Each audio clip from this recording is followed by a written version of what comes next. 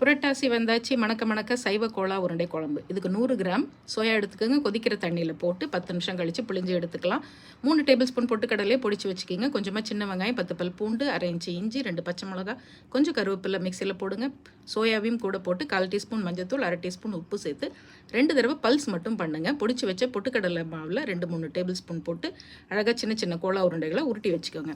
கடாயில் எண்ணெய் வச்சுக்கோங்க. 3 டேபிள் ஸ்பூன் எண்ணெய், கொஞ்சமாக சோம்பு, 2 பட்டை, 2 கிராம்பு, ஒரு ஏலக்காய், 2 பொடியான வெங்காயம், 2 பச்சை மிளகா, கொஞ்சம் கருவேப்பிலை போட்டு பொன்னிறமாக வறுத்துட்டு 1/2 டேபிள் ஸ்பூன் இஞ்சி பூண்டு விழுதும் சேர்த்து வதக்கிட்டு 2 பழமான தக்காளியை நல்லா நைஸாக அரைச்சி போட்டுக்கோங்க. உப்பும் சேர்த்து நல்லா வதக்கிட்டு 1/4 டீஸ்பூன் செந்தூர் மஞ்சத்தூள், 1/4 டீஸ்பூன் அளவு செந்தூள் காரைக்குடி குழம்பு மிளகாய் தூள் போட்டு தேவையான தண்ணியும் உப்பும் சேர்த்து நல்லா கொதிக்க வச்சு எண்ணெய் பிரிஞ்சு வந்தோன்னு கொஞ்சமாக தேங்காய் அரைச்சி ஊற்றிட்டிங்கன்னா சூப்பரான குழம்பு ரெடி. இப்போ பொரிச்சு வச்ச கோலா உருண்டைகளை உள்ளே சேர்த்து கலக்கி கொத்தமல்லி சேர்த்து கம கமன்னு சாப்பிட்டு பாருங்கள்.